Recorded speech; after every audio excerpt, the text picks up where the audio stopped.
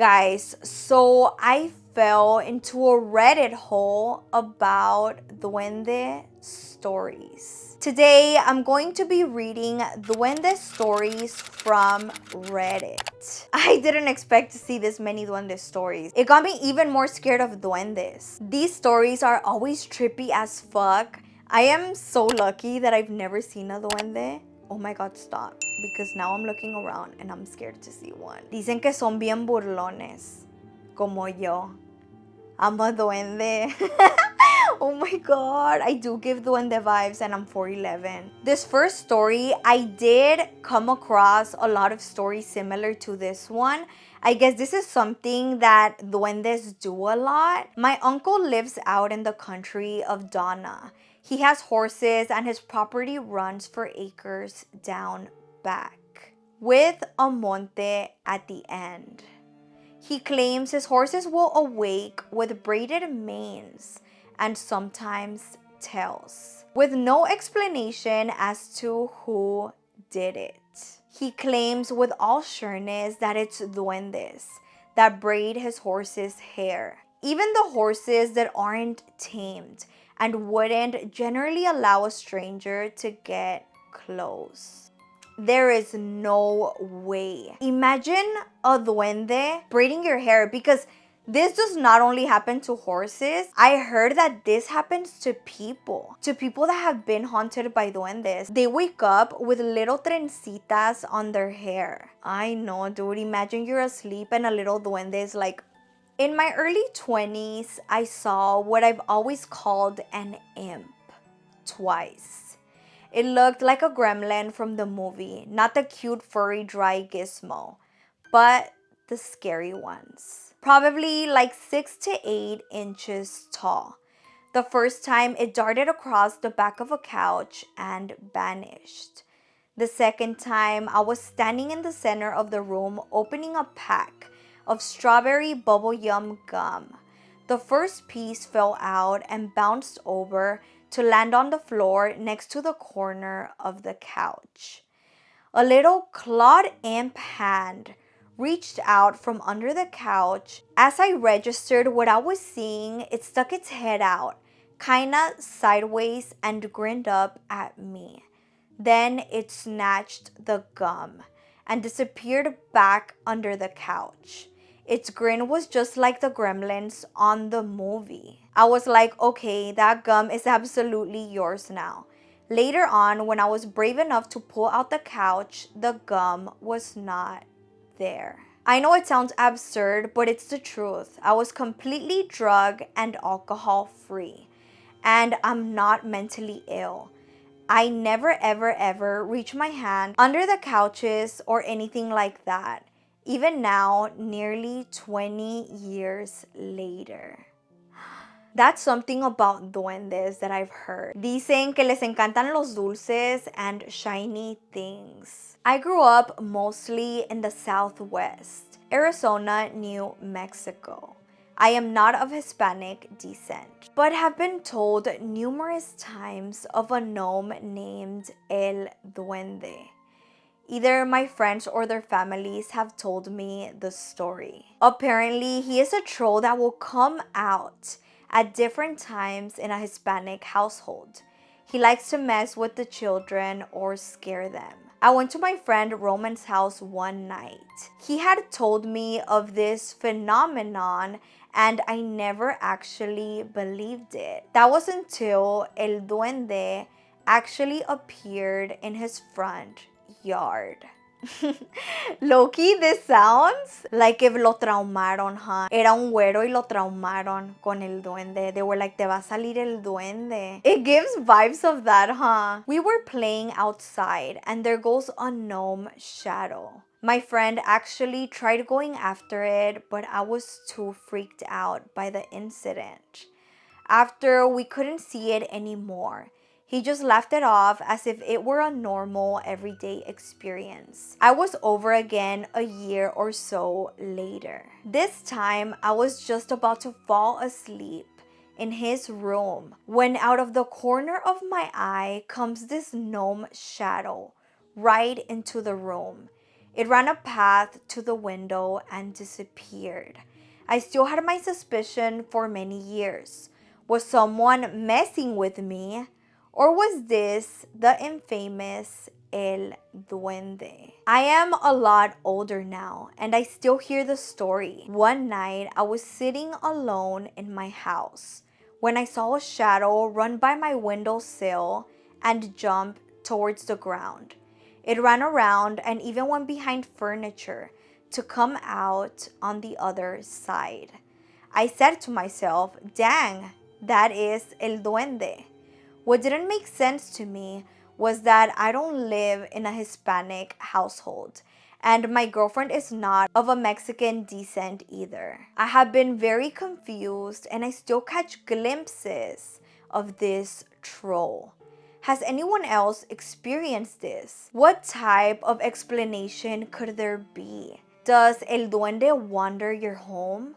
What types of stories were you told of El Duende? From the stories I was told, this is a troll that wanders Mexican households.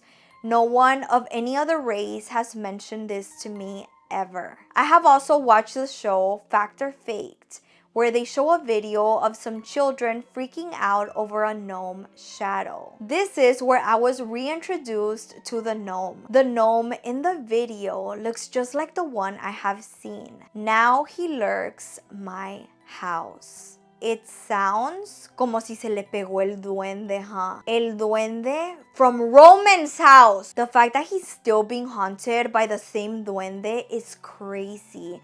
Yo creo que le cayó bien and he probably wants to be friends. Oh my god, dude. In this story, the guy drew a picture.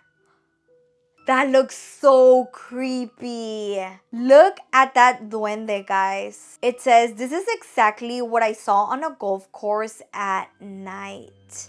No mames. Tiene el pelo del de los Tigres del Norte. Oh my god, I take that back. I'm scared. I'm so sorry. This happened in Chihuahua, Mexico, year 2020. I would like to share my story on how I encountered this being. It's been 3 years since this happened, but believe me that to this day, I remember exactly how it happened.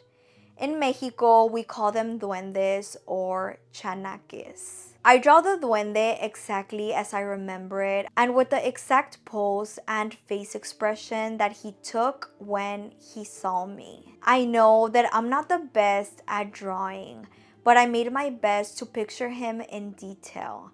I also draw it for myself so I could remember it more clearly because as time passes, the image of the duende in my mind becomes more and more blurred as I remember it. So it's my way of immortalizing its image. So I saw it no more than 2 meters away from me. This one looked scared and shocked that I had discovered him. I believe I was even more scared than him, honestly. I was walking through a golf course at night, 12 a.m. with my best friend, when we suddenly saw something coming out from a bush to cross the golf cart road where we were coming from. Initially, I thought it was a skunk with its tail up because it looked pointy and it was the most logical explanation in my mind. At first, I didn't notice, but then when we came closer, we could notice it was a thing walking in 2 legs, 30 centimeters tall. I asked my friend, is that a skunk? Then the thing noticed us approaching and turned around with a face expression of being caught and frightened. I even remember hearing him have a huge gasp. He literally went like that. He went, he looked over at us frozen. And so we did the same as him. Me, my friend, and the goblin stared at each other for about 3 seconds. He was only moving his human-like eyes. Then my friend started screaming, "What is that? Is that a child? Is that a baby?" Which was very shocking to see. like a 2-month-old baby walking so smoothly in a golf course at 12 a.m. Then, because of my friend screaming, he ran away fast and got lost on the field. It didn't even cross our minds of chasing him because we were shocked. We just went back to our house, not discussing what the hell just happened until the next day because we were still scared and couldn't believe what we just saw, since we were always skeptical of goblins slash gnomes. The duende looked like a tiny human adult face and baby body. He had only white underpants that looked more like a diaper made of rags, no shirt, and no shoes. His hair was like an afro type cone shaped, black colored with a thick white stripe in the middle. That's why I thought it was a skunk tail at first. His face expressions looked very cartoony. I'm also surprised how fast they can run. They move their legs so freaking fast.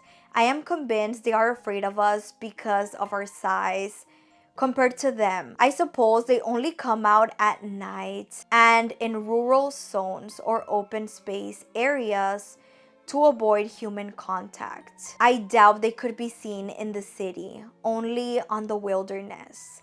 I still remember that night very often. After that and experiencing seeing ghosts, I believe in everything.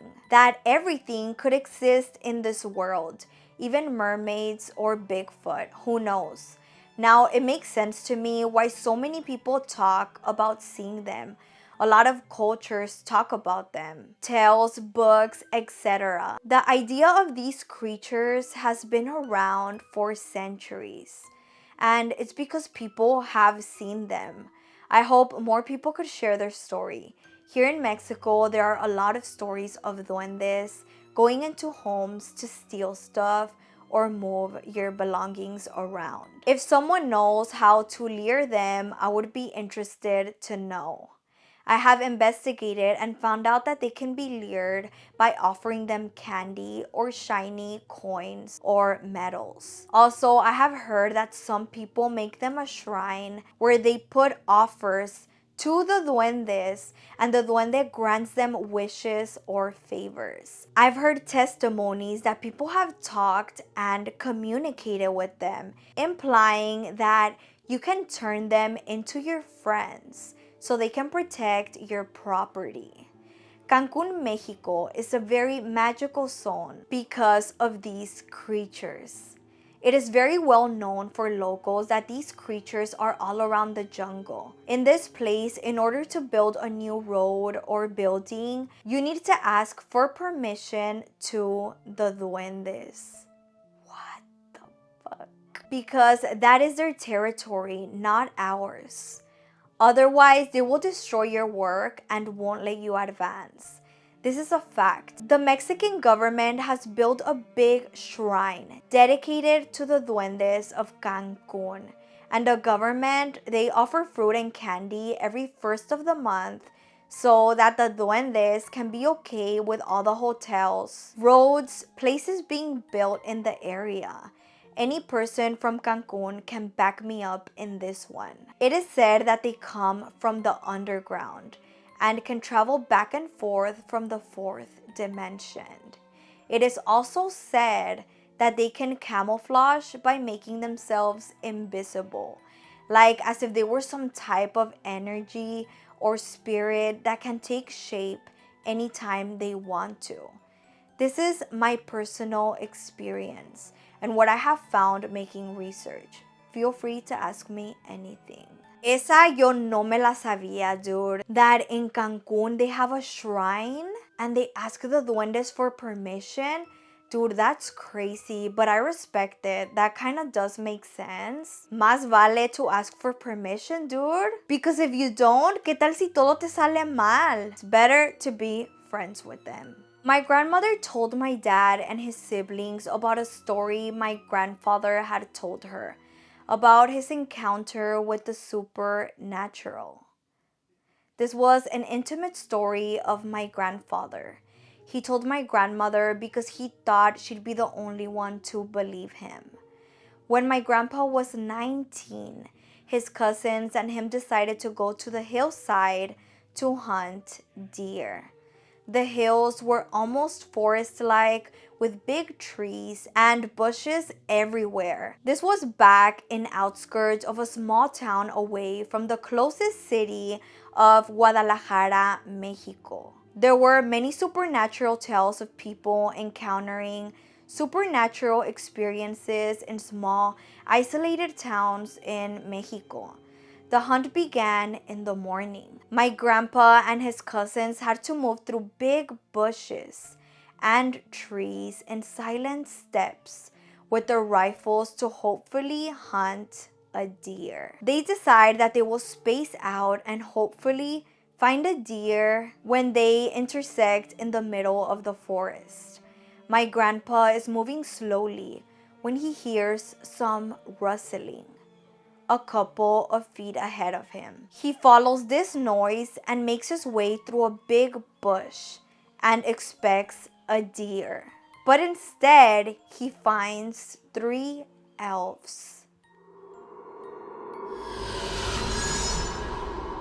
The three elves are laughing at him, and my grandpa feels as though he lost control of his body.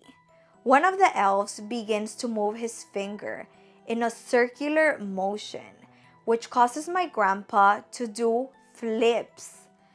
The elves laugh at him and continue to make him do absurd things, such as making him fall and making him run into a tree and fall. At one point, my grandpa loses consciousness.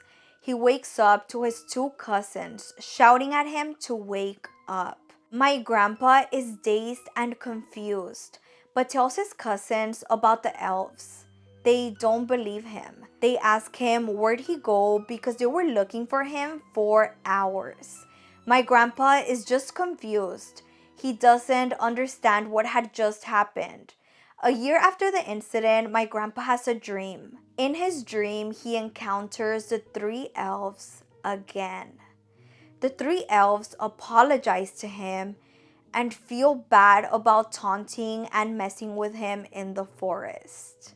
Se disculparon. They tell him that they want to make it up to him by granting him one wish. The catch is that he'll need to find a very special tree in town at midnight. And they tell him he'll know where it is. My grandpa wakes up and can't believe what he just dreamt. He's having a hard time distinguishing reality from dreams. Later that day, he thinks about where the tree can be.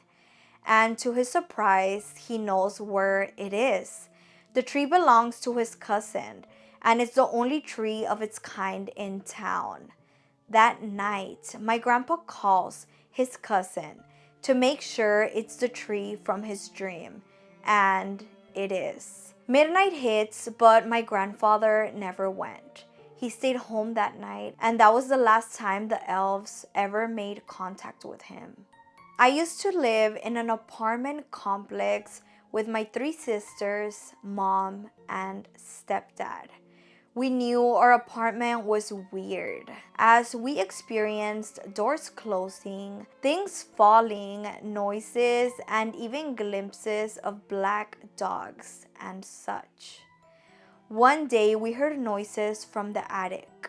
The only accessible way to the attic was through an opening in the hallway, right outside my parents' bedroom. And to get to it, you either needed a ladder or climbing the closet. My stepdad was investigating and had climbed up to open the door to the attic, and he stopped. He looked down at me and asked to look inside his bedroom and to tell him what I see. Now, from this angle, you could look directly into my parents' bedroom, and right at the TV that sat on a dresser at the far corner with the TV off, I could see the reflection of my parents' bed and realized there was something off. a small person standing on their bed. No movement, just standing and staring. When I peeked my head into the room to look at the bed, there was nothing. Even the reflection was gone. Later that day, we heard more sounds, but it was later in the afternoon. With my stepdad opening the attic door, we climbed up and we noticed the attic door had small shoe prints on it. We couldn't explain, we took photos, but they're all with my parents. I have more stories, but unfortunately, I am at work. I'm told by my mom that the duendes are typically clean and are grossed out by remotely anything. So that's one of the things that stuck with me. I'm imagining all of these stories. Like, imagine a little duende just staring at you. I bet they get so scared when they get caught up. Damn, dude, these duende stories were trippy as fuck. If you have any duende stories or any paranormal stories, feel free to email them to me. Aquí les voy a dejar mi email y mándenmelas. Like, dude, for real, you need to send them to me. And yeah, guys, this is it for today's video. If you liked it, give me a thumbs up down below. Don't forget to like, share, comment, and subscribe. Turn on your notifications so you can get notified for the next time I post. And I'll see you guys next time. Bye!